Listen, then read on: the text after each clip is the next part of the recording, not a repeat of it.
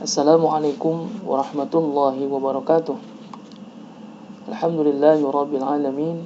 Wassalatu wassalamu ala asyrafil anbiya'i wal mursalin wa ala alihi wa sahbihi ajma'in. Amma ba'du. Kaum muslimin dan muslimat rahimakumullah. Sesungguhnya tidak ada yang lebih indah dan lebih utama daripada hidup berdampingan secara damai dengan sesama, damai dengan keluarga, sanak famili, handai tolan, damai dengan masyarakat seagama, sebangsa dan senegara. Ada beberapa hal yang seharusnya kita tegakkan dalam menuju kehidupan yang lebih kondusif dan penuh kedamaian. Yang pertama adalah wujudut tasamuh, yakni adanya sikap saling menghargai dalam kehidupan. Jika sikap saling toleransi dan menghargai tumbuh dalam kehidupan, niscaya kesejukan pun akan terasa, baik dalam kehidupan berumah tangga, bertetangga, bermasyarakat, berbangsa dan bernegara. Seseorang yang mempunyai sifat mulia seperti ini akan mengerti hak dan kewajibannya dengan baik. Ia tidak hanya berbicara lantang tentang hak asasi yang harus ia laksanakan. Ia akan menghargai orang lain tanpa minta dihargai. Ia akan menghormati orang lain tanpa minta dihormati. Karena ia mempunyai satu falsafah bahwa jika ingin dihargai, maka hargailah orang lain. Dan jika ingin dihormati, maka hargailah orang lain terlebih dahulu. Sebaliknya, janganlah kita haus dan gila hormat. Jangan pernah merasa kita paling alim, paling pintar, paling berwibawa, paling segalanya dan sebagainya, sehingga merasa besar, paling karismatik, merasa paling terhormat. Lebih celaka lagi, merasa paling mulia, lalu kecewa dan tersinggung jika orang lain tidak menjunjung dan kurang hormat. Jika demikian, berarti kita sudah termasuk orang yang takabur, angkuh dan congkak, satu sikap dan sifat yang tidak disukai oleh Allah Subhanahu wa taala. Allah berfirman dalam surah An-Nahl ayat 23, A'udzubillahi minasyaitonirrajim. Innallaha la yuhibbul mustakbirin. Sesungguhnya Allah tidak suka terhadap orang-orang yang sombong.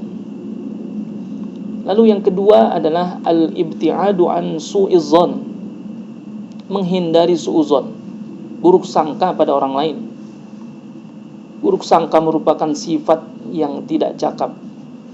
Buruk sangka dapat merugikan seseorang, kelompok dan golongan.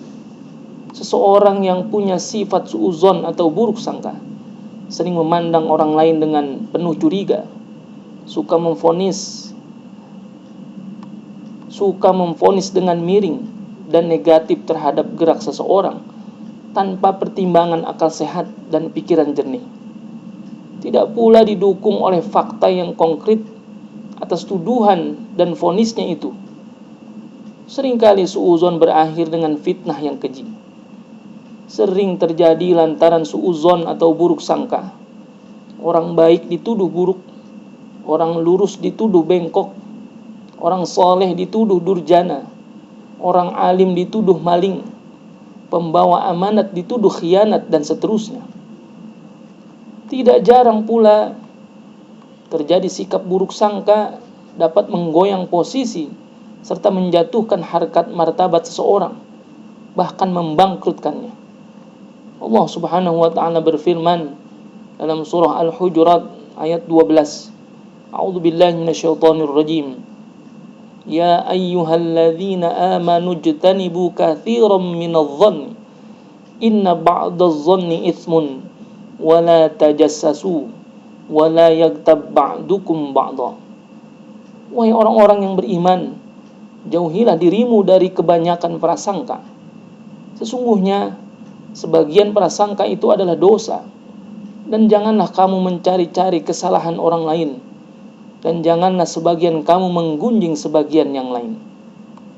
Yang ketiga, dobtum nafsi, yakni mampu menahan diri, dapat menahan emosi, sanggup meredam dendam, serta mudah memberi maaf. Rasulullah SAW bersabda dari Abi Hurairah radhiyallahu an, yang diriwayatkan oleh Ibnu Abi Dunya, man qazama ghaizan wa huwa yaqdiru ala infadhihi mala Allahu qalbahu aminan wa imanan.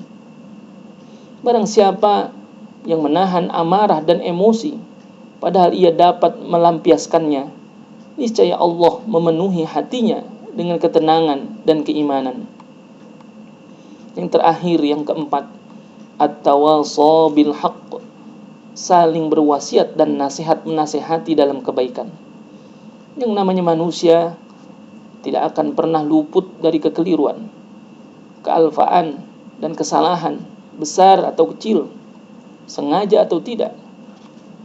Agar tidak terus-menerus berada di atas kekeliruan, agar tidak terus-menerus terperosok dalam jurang kesesatan, agar tidak terus-menerus berada dalam pertikaian, perselisihan dan permusuhan, agar tidak terus-menerus berada pada bahaya paling dalam, maka dibutuhkan sebuah nasihat, teguran dan kritik yang bersifat membangun tentunya.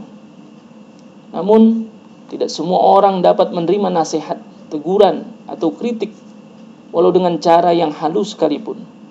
Terkadang seseorang cepat marah menerima satu teguran, saran dan nasihat. Di lain pihak, ada yang amat berterima kasih jika mendapat teguran, nasihat dan kritik.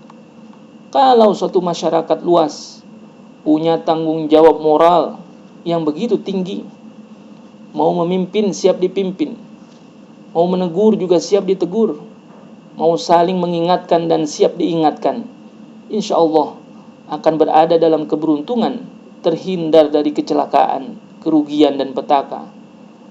Allah Subhanahu wa taala berfirman, wal 'ashr innal insana lafi khusr illa alladhina amanu wa 'amilus shalihati wa tawasaw bil haqqi wa tawasaw bis sabr. Demi masa, sesungguhnya manusia itu benar-benar berada dalam kerugian, kecuali orang-orang yang beriman dan mengerjakan amal saleh dan saling nasihat menasihati supaya mentaati kebenaran, dan nasihat menasihati supaya menetapi kesabaran.